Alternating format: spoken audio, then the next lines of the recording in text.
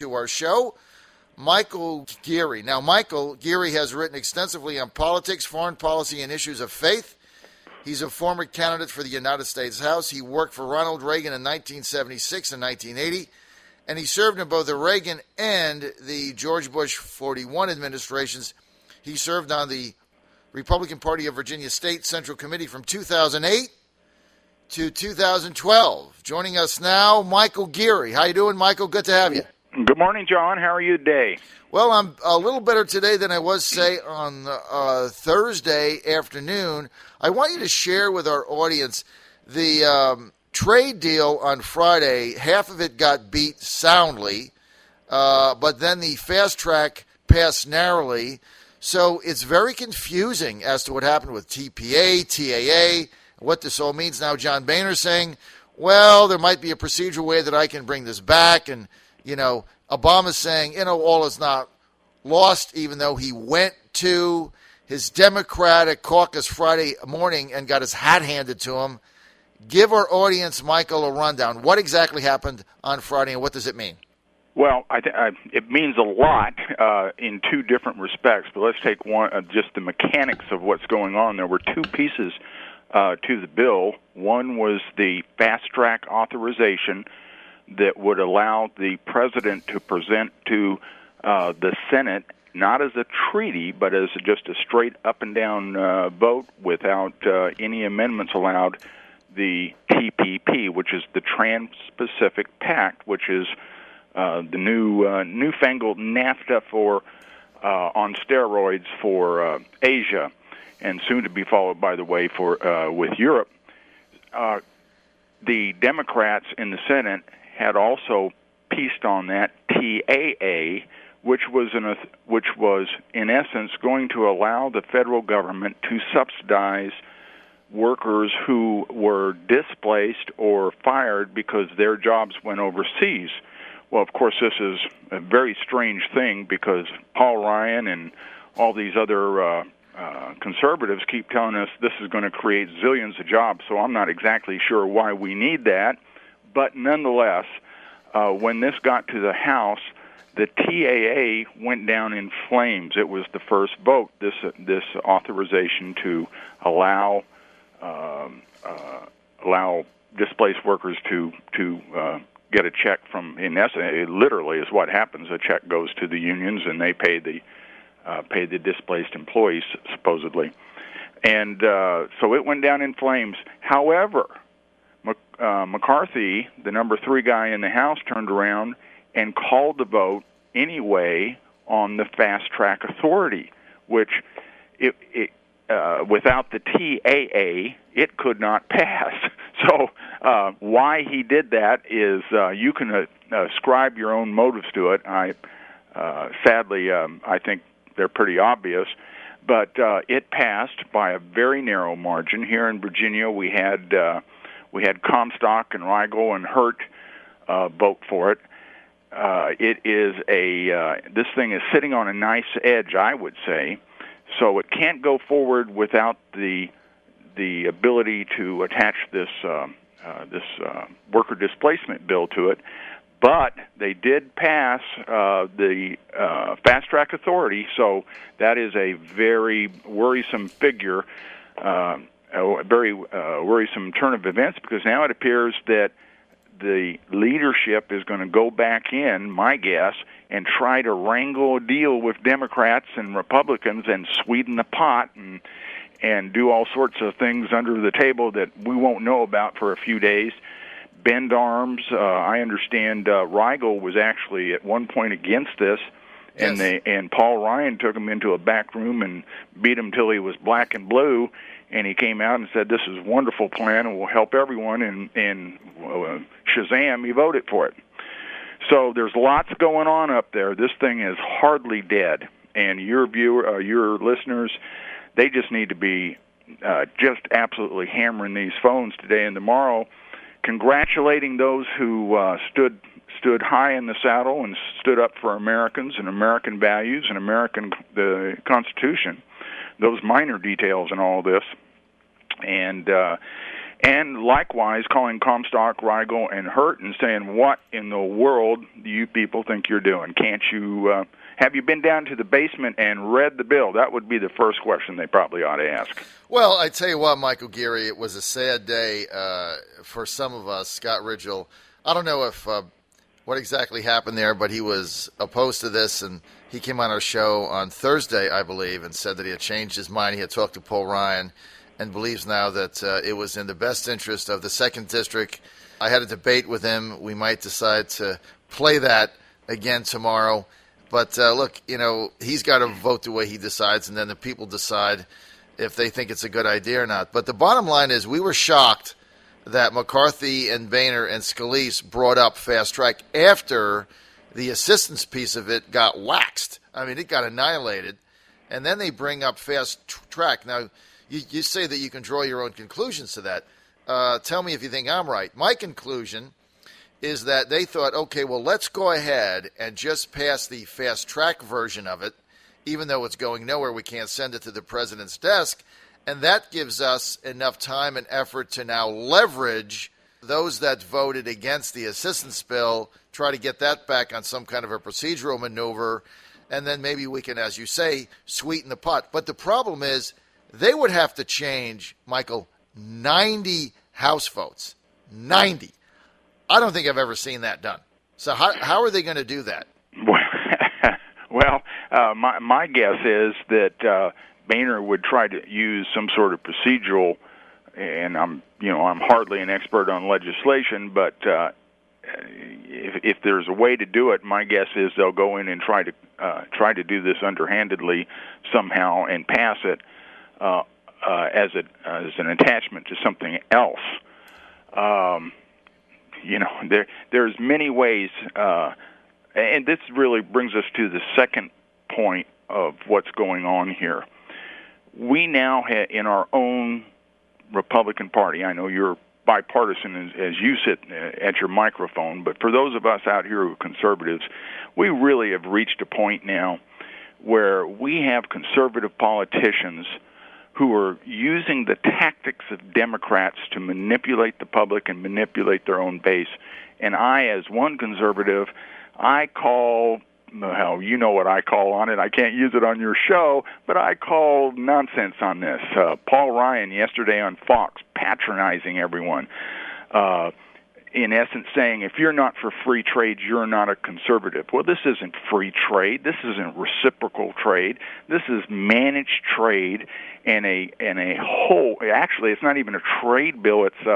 It's a big business nightmare to lock everyone down on everything from the environment to health products to drugs, agriculture, food standards, importation of livestock, you name it is in this thing, and we will be locked in for generations to more job-sapping, income-sapping manipulation by some distant, for heaven's sakes, the head of Vietnam and Brunei and all these countries sitting on casting a vote on the future of our basic values and our basic freedoms is absolutely unbelievable.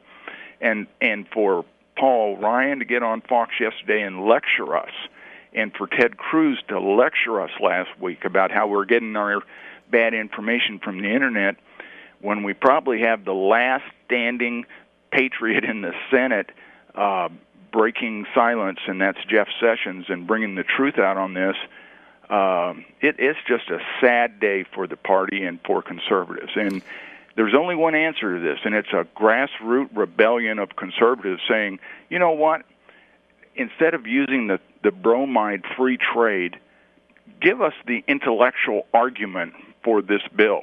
And you notice they never do that. Well, because it doesn't exist, simply Michael. A 30-second bromide. Michael, it doesn't exist, okay? You can't give an intellectual argument for a so-called trade bill that is not a trade bill, that is basically a mask for globalization, the downgrade of American sovereignty, the abandonment of the American middle class and worker in order for the business, tarpist, and bankster elites. So you can't give an intellectual argument. So all they can do is get on TV like Paul Ryan and lie through his teeth and talk about free trade, and somehow that if we have this, if this is passed, and by the way, Michael, this is a living agreement. I've never seen this in my lifetime. It's called a living agreement so that our audience knows what this means. Here's what it means is, it's signed, done deal, but it's a living agreement. That means that any of these countries like Brunei, Vietnam, the Chi-Coms,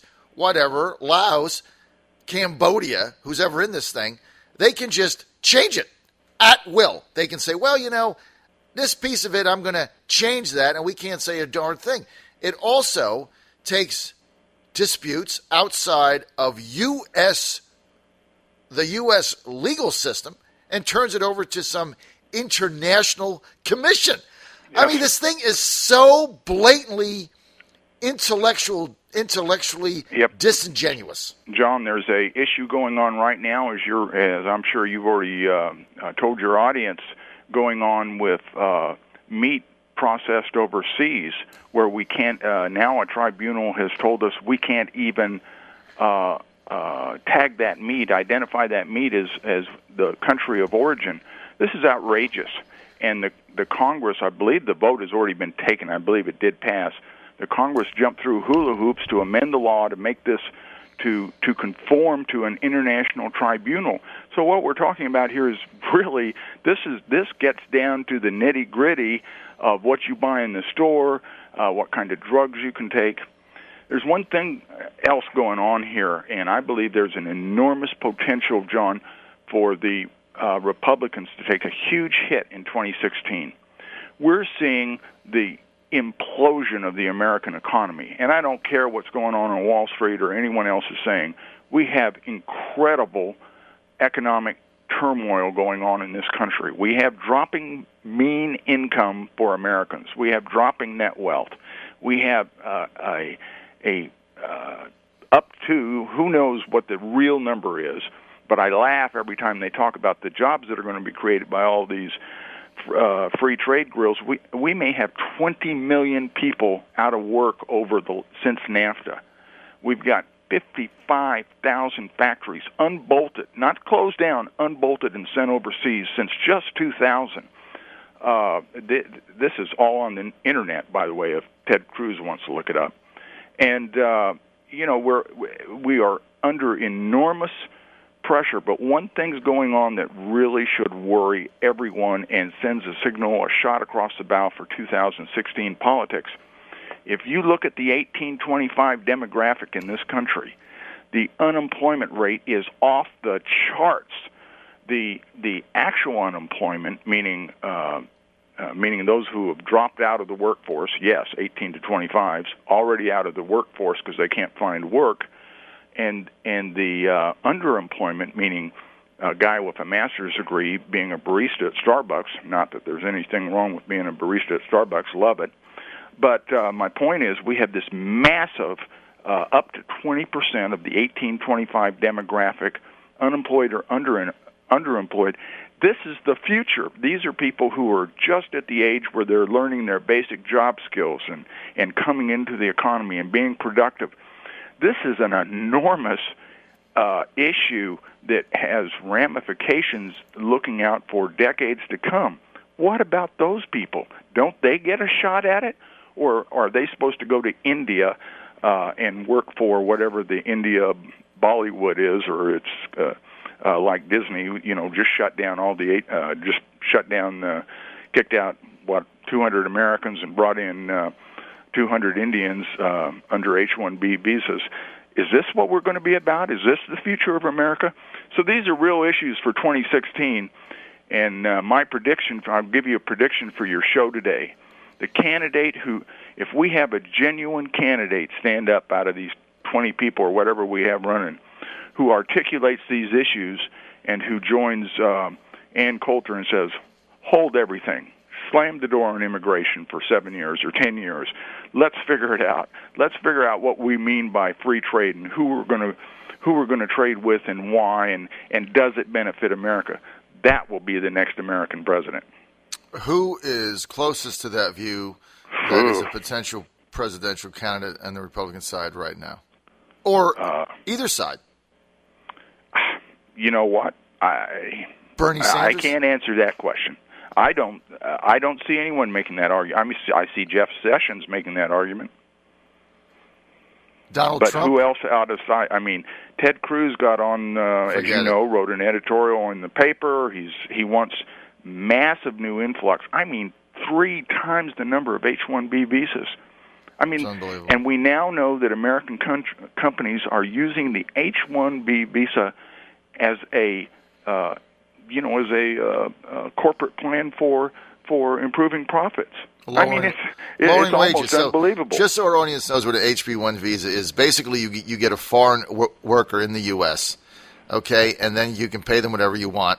So you just get the foreign worker in. So instead of paying the U.S. worker $25 an hour, you pay the foreign worker $7.80 an hour. I mean, that's what businesses are doing. So instead of giving jobs to U.S. workers, they're abusing the HB1 visa plan in order to bring foreign workers in, who, by the way, after they come in, we can't find half of them anyway. Their visas expire, they're gone. They go into the woodwork or into the shadows, as Obama said, or whatever he was saying. So they bring them in, and they displace U.S. workers getting a job. Now, when the HB1 visa thing first came in to play, Michael Giere, basically it was saying, well, we need these people to come in because, nobody will do the landscaping. Nobody will shuck the oysters. Nobody will go on the boats. Nobody will pick the strawberries, right? Or Absolutely. we need a specific, technical expertise in some of these companies that no one has, and so until we fill that gap in U.S. colleges, we'll bring them in. That was the objective of it. Well, this thing has been so abused, and basically it is a way for big globalist companies to abuse the system in order to do what, Michael? What's the object? One thing: drive down wages. Absolutely. Drive down the cost of labor. That's what this whole thing is about. Jeff Sessions said the other day that with, I believe it's California Edison or whatever it is, they have a power company out there that replaced about 415 IT folks. They gave them a severance package and said, if you don't train your H-1B replacement, you won't get your severance package. And he figured out that they were saving approximately $30,000 to $40,000 per employee. Times 415 employees, that's a lot. But the real larger issue is, I know I can hear a lot of my conservative friends out there who have known me as a free trade, free market guy for all these years saying, well, you've jumped the shark, you're over on the other side now. No, absolutely not. This is conservatism. This is American values, American constitutionalism, the American Republic. We care about that first because we are unique in the world, and the world without us will be a dark, dark, dark place. And it's time conservatives put on their big boy pants and their big girl pants and started demanding answers from our conservative. Well, we could start with the 20 presidential, 20. Well, that's what we got to start. You're right, Michael. We're out of time. We want to thank Michael Giere for being with us. You can read his recent post on Bull Elephant. Go to bullelephant.com. Always good to have you on, Michael. Keep John, the faith. Thank you.